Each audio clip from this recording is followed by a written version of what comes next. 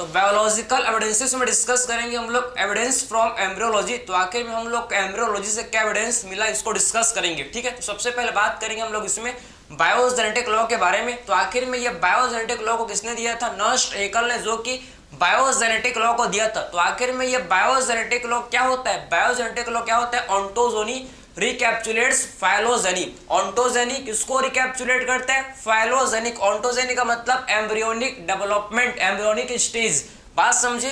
रिकैप्सुलेट का मतलब repeat, clear बात। और फाइलोजेनी का मतलब इवोल्यूशनरी हिस्ट्री। तो आपको ये चीज आपको समझ है कि एक्चुअल में एम्ब्रियोनिक डेवलपमेंट, एम्ब्रियोनिक डेवलपमेंट किसको रिपीट करता है भाई? एम्ब्रियोनिक डेवलपमेंट जो कि रिपीट करता है किसको? इवोल्यूशनरी हिस्ट्री को। यही तो है बायोजेनेटिक लॉ, यही तो क्या है? बायोजेनेटिक लॉ, ठीक है। बायोजेनेटिक लॉ को तो बोला जाता है क्या? रिकैप्सुलेशन थियरी। इसे क्या बोलते हैं भाई हम लोग? बायोजेनेटिक लॉ को ये बोला जाता है रिकैप्सुलेशन थ्योरी, ठीक है। बात समझ है आपको, क्लियर। इन्होंने एग्जांपल दिया है किसका? इन्होंने एग्जांपल दिया है गिल स्लिट का, कि जो गिल स्लिट है, गिल स्लिट क्या होता है भाई? सारे वर्टिब्रेट्स के एम्ब्रियो के अंदर गिल स्लिट हेड के जस्ट बिहाइंड, हेड के जस्ट बिहाइंड क्या होता है भैया? सारे वर्टिब्रेट के एम्ब्रियो के अंदर क्या होता है? आप समझो ये गिल स्लिट होता है प्रेजेंट, लेकिन ये सिर्फ फंक्शनल किस्म होता है, लेकिन ये सिर्फ फंक्शन होता है किसमें? फिश के अंदर। तो ये चीज आपको समझ आना चाहिए कि सारे वर्टिब्रेट के एम्ब्रियो के अंदर क्या होता है? गिल स्लिट होता है, लेकिन ये ओनली फंक्शनल, ये सिर्फ फंक्शनल होता है किसके अंदर भैया? एडल्ट फिश के अंदर क्या होता है? ये गिल स्लिट जो कि फंक्शनल होता है। तो ये क्या शो कर रहा है भाई? ये क्या शो कर रहा है? ये कॉमन एंसेस्ट्री को, ये कॉमन एंसेस्ट्री को शो कर रहा है। ये इन्होंने एग्जांपल दिया था, ठीक है। तो इन्होंने क्या आखिर में एक्चुअल में बायोजेनेटिक लॉ क्या होता है? During embryonic development embryos resembles other animal adult stage. मतलब एम्ब्रियोनिक डेवलपमेंट के दौरान क्या होता है? जो एम्ब्रियो होता है दूसरे एनिमल के एडल्ट स्टेज को रिजेंबल करता है। रिजेंबल मीन शो करता है, बात समझ है आपको। तो आखिर में अकॉर्डिंग टू बायोजेनेटिक लॉ क्या है भाई? कि एम्ब्रियोनिक डेवलपमेंट के दौरान कि एम्ब्रियो दूसरे एनिमल के एडल्ट स्टेज को शो करता है, दूसरे एनिमल के एडल्ट स्टेज को रिजेंबल करता है। इसका मतलब आप समझना, और सिंप्लीफाई आप समझना कि जो ह्यूमन का एम्ब्रियो, आप समझना कि जो ह्यूमन का एम्ब्रियो है ना, इसको समझो कि जो ह्यूमन का एम्ब्रियो है, ह्यूमन का एम्ब्रियो किसको रिजेंबल करेगा भैया? आप समझना कि ह्यूमन का एम्ब्रियो ये क्या करेगा? ये एडल्ट फिश के, आप समझो कि एडल्ट फिश को, ह्यूमन का एम्ब्रियो एडल्ट फिश को रिजेंबल करेगा, ह्यूमन का एम्ब्रियो एडल्ट एम्फीबियन को रिजेंबल करेगा। बात समझे? ह्यूमन का एम्ब्रियो एडल्ट एम्फीबियन को रिजेंबल करेगा। इसका मतलब क्या है कि ह्यूमन का एम्ब्रियो एडल्ट किसको भैया? रेप्टाइल्स को रिजेंबल करेगा। ये था हम लोग का बायोजेनेटिक लॉ कि एम्ब्रियो दूसरे एनिमल के एडल्ट स्टेज को रिजेंबल करता है। सिंपल समझो कि एम्ब्रियो क्या करता है? एम्ब्रियो दूसरे एनिमल के एडल्ट स्टेज को रिजेंबल करता है। एम्ब्रियो दूसरे एनिमल के एडल्ट स्टेज को रिजेंबल करता है, मतलब शो करता है, ठीक है। तो ह्यूमन का एम्ब्रियो समझो, ह्यूमन का एम्ब्रियो एडल्ट फिश के, आप समझो कि ह्यूमन का एम्ब्रियो किसको रिजेंबल करता है भाई? ह्यूमन का एम्ब्रियो जो कि रिजेंबल करता है किसको? एडल्ट फिश को। ह्यूमन का एम्ब्रियो रिजेंबल करता है किसको? एडल्ट एम्फीबियन को। ह्यूमन का एम्ब्रियो एडल्ट रेप्टाइल्स को रिजेंबल करता है। ये है भाई बायोजेनेटिक लॉ, ठीक है। ये है क्या? बायोजेनेटिक लॉ, ठीक है। ये हम लोग का है बायोजेनेटिक लॉ कि ontogeny recapitulates phylogeny, embryonic development repeat evolutionary history. ये हम लोग का है क्या? ये है बायोजेनेटिक लॉ। लेकिन ये सही है क्या? ऐसा होता है क्या? नहीं, ऐसा नहीं होता भाई। इस लॉ को, ये जो बायोजेनेटिक लॉ, इसको डिस्प्रूव किया था किसने? वॉन बियर ने। ऑन बियर ने इसको डिस्प्रूव किया था कि बोला कि ऑन बियर ने कैसा नहीं होता भाई, कभी भी एम्ब्रियो दूसरे एनिमल के एडल्ट स्टेज को शो नहीं करता, कभी भी एम्ब्रियो दूसरे एनिमल के एडल्ट स्टेज को शो नहीं करता। ये किसने बोला है भाई? वॉन बियर ने, मैं नहीं बोल रहा हूँ, वॉन बियर ने बोला। बात समझ है आपको? तो ये समझ गए इन्होंने क्या बोला था?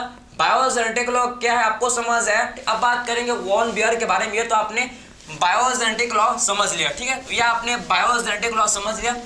अब बात करेंगे वॉन बियर के बारे में। वॉन बियर, ठीक है। तो आखिर में वॉन बियर ने क्या बोला? सिंपली आप देखो वॉन बियर ने क्या बोला? वॉन बियर, आप समझो कि वॉन बियर ने क्या बोला कि एम्ब्रियो, आप समझना है कि एम्ब्रियो नेवर, आप समझ इसके according embryo embryo never resemble, इसके अकॉर्डिंग आप समझना एम्ब्रियो नेवर, ठीक है, एम्ब्रियो इसके अकॉर्डिंग क्या भाई, एम्ब्रियो नेवर पासेस, एम्ब्रियो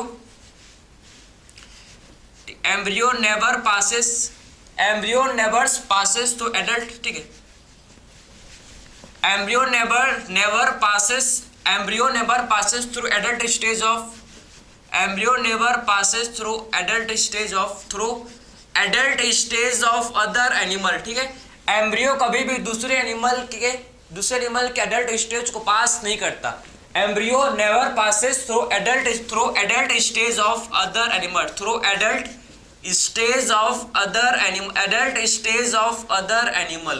तो इसका मतलब क्या भैया कि एम्ब्रियो कभी भी दूसरे एनिमल के एडल्ट स्टेज को शो नहीं करता, एम्ब्रियो कभी भी दूसरे एनिमल के एडल्ट स्टेज को शो नहीं करता। मतलब ह्यूमन के एम्ब्रियो, इसका मतलब क्या है कि ह्यूमन के एम्ब्रियो आप समझो कि फिश के एम्ब्रियो से मिल सकता है, ह्यूमन के एम्ब्रियो फिश के एम्ब्रियो से रिजेंबल कर सकता है, ह्यूमन के एम्ब्रियो आप समझो कि एम्फीबियंस के एम्ब्रियो से रिजेंबल कर सकता है, ह्यूमंस के एम्ब्रियो रेप्टाइल्स के एम्ब्रियो से रिजेंबल कर सकता है, लेकिन ह्यूमंस का जो एम्ब्रियो है कभी भी एडल्ट फिश से, एडल्ट एम्फीबियंस से, एडल्ट रेप्टाइल से रिजेंबल नहीं करेगा। सिंपल समझ है आपको कि एक्चुअल में बायोजेनेटिक लॉ क्या होता है, मतलब आखिर में क्यों बायोजेनेटिक लॉ को आखिर में क्यों वॉन बियर ने रिजेक्ट किया। बात समझे आप कि आखिर में वॉन बियर ने क्या स्टेटमेंट, इनका क्या स्टेटमेंट है भाई, वॉन बियर का क्या स्टेटमेंट है, आप समझो कि कभी भी एम्ब्रियो दूसरे एनिमल के एडल्ट स्टेज को पास नहीं करता, कभी भी एम्ब्रियो दूसरे एनिमल के एडल्ट स्टेज को पास नहीं करेगा। भैया एम्ब्रियो से मिल सकता है, एम्ब्रियो से मिल सकता है, लेकिन एम्ब्रियो कभी भी एडल्ट से नहीं मिल सकता, समझे। एम्ब्रियो से मिल सकता है, एम्ब्रियो से मिल सकता है, लेकिन एम्ब्रियो कभी भी एडल्ट स्टेज से नहीं शो करे, एडल्ट स्टेज से नहीं मिल सकता। बात समझे। तो ह्यूमन के एम्ब्रियो आप समझो कि फिश के एम्ब्रियो से रिजेंबल कर सकता है, बिल्कुल कर सकता है भाई, कोई दिक्कत नहीं होगा, ठीक है। ह्यूमन के एम्ब्रियो एम्फीबियंस के एम्ब्रियो से रिजेंबल बिल्कुल कर सकता है, ह्यूमन के एम्ब्रियो आप समझो कि रेप्टाइल्स के एम्ब्रियो से बिल्कुल रिजेंबल कर सकता है, लेकिन उनके एडल्ट से रिजेंबल नहीं करेगा भैया। इसीलिए वॉन बियर ने क्या किया, वॉन बियर ने डिस्प्रूव्ड किया था भैया, वॉन बियर ने आप समझना इसको डिस्प्रूव्ड, ठीक है, बायोजेनेटिक लॉ को डिस्प्रूव्ड किया था, समझे, इसको इन्होंने डिस्प्रूव्ड किया था, इस लॉ को इन्होंने डिस्प्रूव्ड किया था। बात समझ आपको, ठीक है।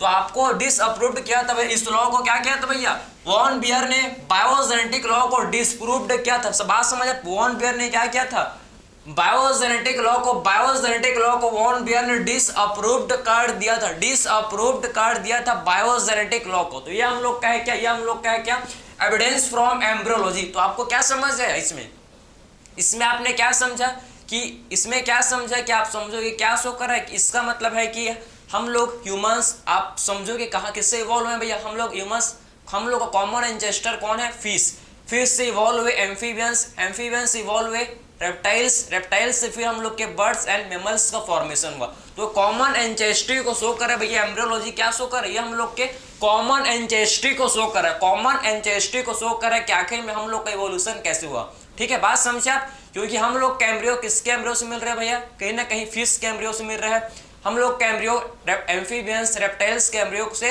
रिजेंबल करता है। बात समझ आप, ये था वॉन बियर का स्टेटमेंट, ना कि हम लोग के एम्ब्रियो एडल्ट एम्फीबियंस से रेप्टाइल से मिलता है, ठीक है। तो ये आपने समझा, काफी ना जाने इसको मैंने कितने बार पढ़ाया होगा, कोई गिनती नहीं है भैया। बात समझे, फिर जाके मेरा कॉन्सेप्ट क्लियर हुआ, उसके बाद आपका कॉन्सेप्ट मैं आप क्लियर कर रहा हूँ। बात समझ आप, ना जाने गिनती नहीं है भैया, कितने बार इसको मैंने पढ़ा होगा या पढ़ाया होगा। बात समझ आप, तभी जाके क्लियर हुआ कॉन्सेप्ट। आई होप ये आपको सिंपल लैंग्वेज में, सिंपल भाषा में आपको ये समझ आए कि एक्चुअल में क्या होता है बायोजेनेटिक लॉ, और इसका एविडेंस से क्या है भाई, आखिर में इसको क्यों रिजेक्ट कर दिया गया था, वॉन बियर ने आखिर में क्यों इसको रिजेक्ट किया, ठीक है। तो ये आपको समझ आएगा। तो मिलते हैं अगले लेक्चर में, थैंक यू।